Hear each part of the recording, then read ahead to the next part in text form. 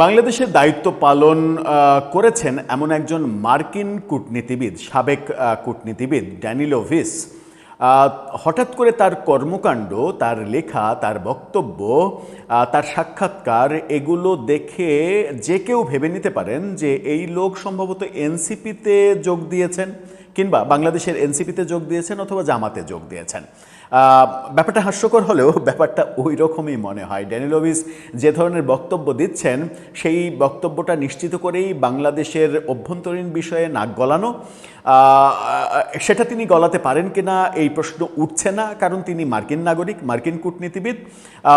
এই জায়গায় যদি ভারতীয় নাগরিক কিংবা ভারতীয় রাজনীতিবিদ কিংবা ভারতীয় কূটনীতিবিদ হতেন, তাহলে বাংলাদেশে ঢাকা না দিল্লি, ঢাকা ঢাকা এই স্লোগান প্রতিটা পাড়ায় মহল্লায় দেখা যেত। এক শ্রেণীর রাজনৈতিক দল উঠে পড়ে লাগতেন যে ভারতীয় লোক কেন বাংলাদেশের অভ্যন্তরীণ ব্যাপারে নাক গলাবে। ভারতীয় লোক নাক গলাতে পারবে না, এই দাবিটা যেমন ঠিক, অবশ্যই নাক গলাতে পারবে না।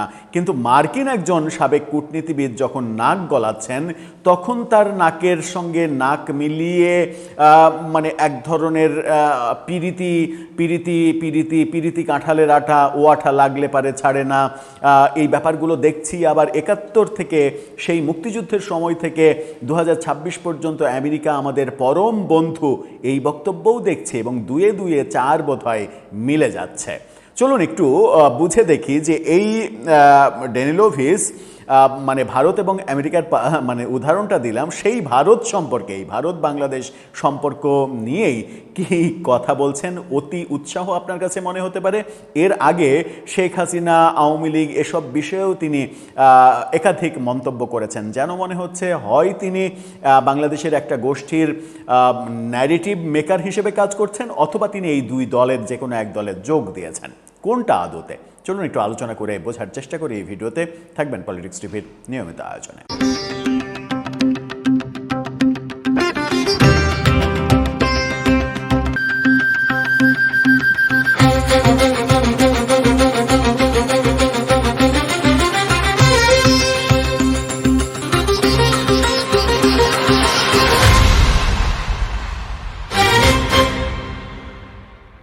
দর্শক, বলছিলাম মার্কিন একজন সাবেক কূটনীতিবিদের কথা। তিনি সম্প্রতি এক সাক্ষাৎকারে যে মন্তব্য করেছেন, তার আগেও তিনি শেখ হাসিনাকে ভারতেই মরতে হবে, তার বাংলাদেশে ফেরা হবে না, এটা ওটা, মানে পুরোটাই শেখ হাসিনা বিরোধী একটা ন্যারেটিভ তৈরি করার জন্য উঠে পড়ে লেগেছেন।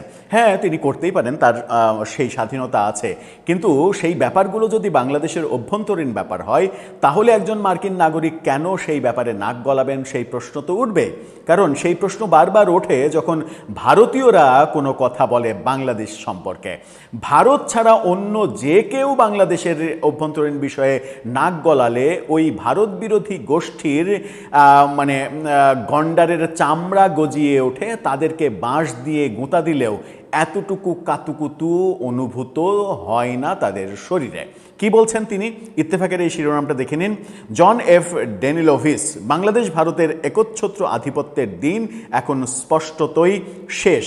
বাংলাদেশে ভারতের একচ্ছত্র আধিপত্যের দিন শেষ।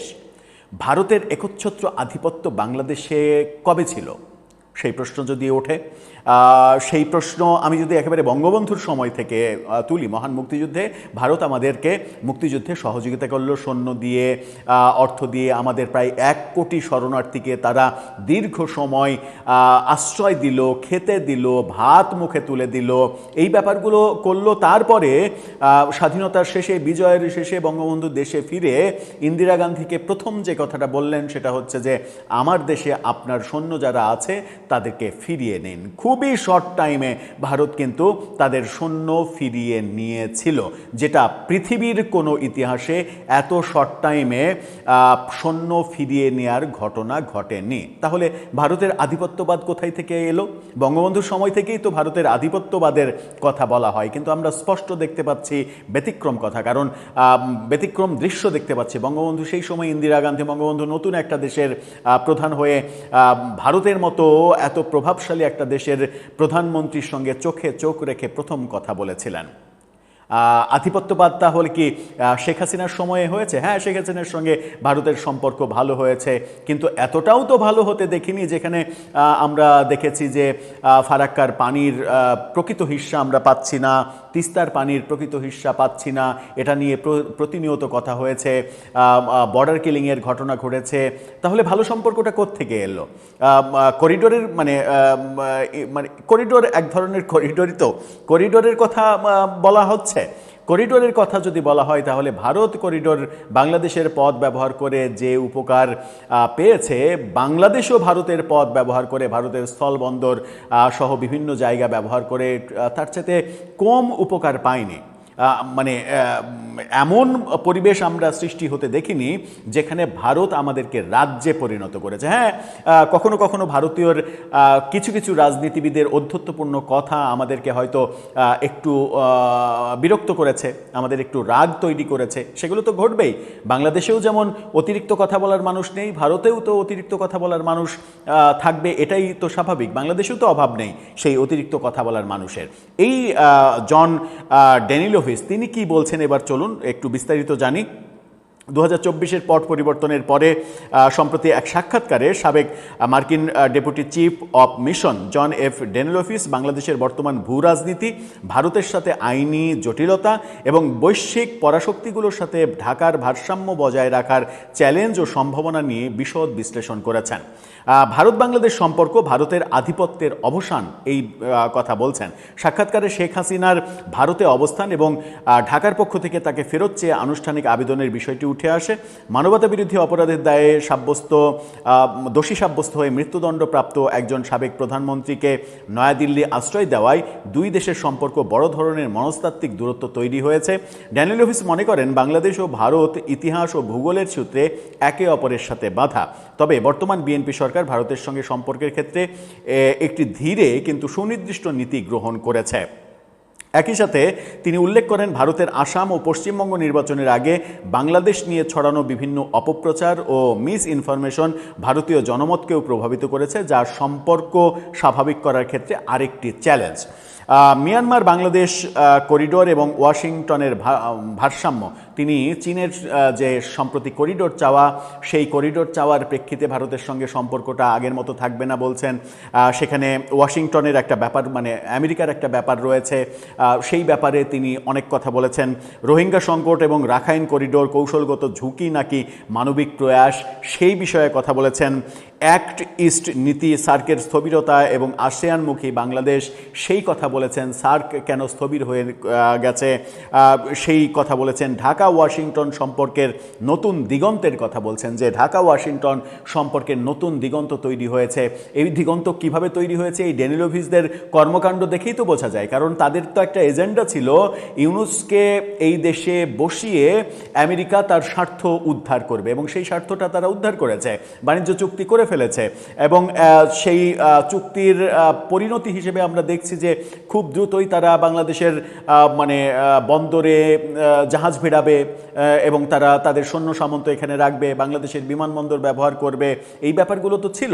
শেখ হাসিনাকে আমরা বারবার বলতে শুনেছি যে মানে বন্দরে যদি তাদের মানে আধিপত্য তৈরি করতে দেয়া যায় কিংবা সেন্ট মার্টিন দেয়া যায় তাহলে আমার ক্ষমতায় থাকতে অসুবিধা হবে না। শেখ হাসিনার ওই বক্তব্য তখন আমরা মনে করেছি এটা হচ্ছে রাজনৈতিক স্ট্যান্ডবাজি, এরকম ভুয়া কথাবার্তা বলে তিনি জনগণের মন জয় করতে চাইছেন। কিন্তু পরবর্তীতে ইউনূস সরকারের কর্মকাণ্ড তো প্রমাণ করে দিয়েছে যে শেখ হাসিনা যেগুলো বলেছেন সেগুলো সত্য। এই ড্যানিলোভিচ তিনি কদিন আগেই বলেছেন শেখ হাসিনার মৃত্যু দিল্লিতেই হবে, তার মানে বাংলাদেশে ফেরা হবে না। যখন ওই শেখ হাসিনা পত্রিকায় সাক্ষাৎকারে বললেন যে তিনি দেশে ফিরবেন এই বছরের মধ্যে, তারপরে তিনি বললেন। এছাড়া বিভিন্ন বক্তব্য তিনি রেগুলার তার সামাজিক যোগাযোগ মাধ্যমে লিখে আসছিলেন, আমরা সেগুলো ফলো করছিলাম, এবং তার কর্মকাণ্ড একনিষ্ঠ এনসিপি কর্মী কিংবা একনিষ্ঠ জামাত কর্মীর মতোই মনে হয়েছে। তাই প্রথমে বললাম যে এই ড্যানিলোভিচ তিনি আমেরিকা ছেড়ে বাংলাদেশে বাংলাদেশে এসে নতুন রাজনৈতিক দল এনসিপিতে যোগদান করছেন কিনা, যোগদান করলে তাকে কি পদ দেয়া হবে, মানে প্রোপাগান্ডা সম্পাদক এই পদ দেয়া হবে নাকি অনলাইন সম্পাদক এরকম একটা পদ দেওয়া হবে? এরকম একটা পদ বোধহয় তিনি ডিজার্ভ করেন অলরেডি তার কর্মকাণ্ডে। ভারত বাংলাদেশের সম্পর্কে কি হবে না হবে সেটা আগ বাড়িয়ে আপনার বলার দরকার কি? বাংলাদেশের বাস্তবতায় ভারতের সঙ্গে বাংলাদেশের সম্পর্ক যতটা না প্রয়োজন তার চাইতে অনেক কম প্রয়োজন আমার আমেরিকার সঙ্গে সম্পর্ক, চীনের সঙ্গে সম্পর্ক।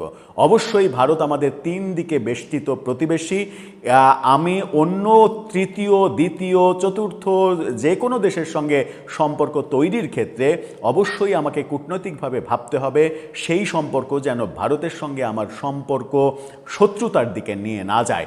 এই ড্যানিলোভিচরা যেভাবে ন্যারেটিভ তৈরি করছেন, যেরকম কর্মকাণ্ড কথাবার্তা বলছেন, তাতে করে সেই কথাগুলো যদি কোনোভাবে সরকারকে প্রভাবিত করে ফেলে তাহলে কিন্তু আমরা ভয়ঙ্কর মানে সর্বনাশের দিকে চলে যাব।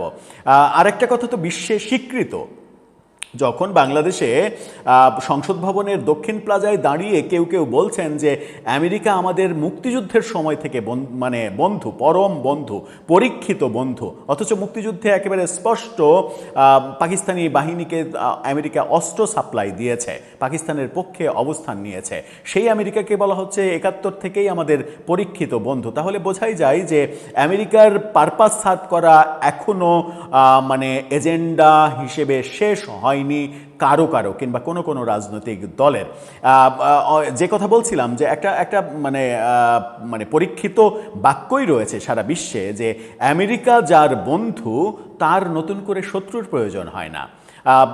সেরকম একটা দেশ যারা ইরানে আগুন জ্বালায়, সারা বিশ্বে যুদ্ধবাজি করে বেড়ায়, যাকে ইচ্ছা তাকে দমন করে, ভেনেজুয়েলার প্রধানমন্ত্রীকে গ্রেপ্তার করে তার নিজের দেশে নিয়ে আসে, স্বাধীন সার্বভৌম দেশকে ঠিকভাবে চলতে দেয় না, তারা আমাদের অনেক ভালো বন্ধু হবে এই স্বপ্ন কিংবা এই ভাবনা যদি কেউ ভেবে থাকে তাহলে তার ভাবনায় দেশপ্রেম শতভাগ আছে কিনা সেই বিতর্কও কিন্তু উঠতে পারে। সেই বিতর্ক উঠুক, এমনটা কি কোনো রাজনীতিবিদ বাংলাদেশের চান? দর্শক, আপনার কাছে কি মনে হয়? আপনার মতামত জানিয়ে লিখতে পারেন আমাদের কমেন্ট বক্সে।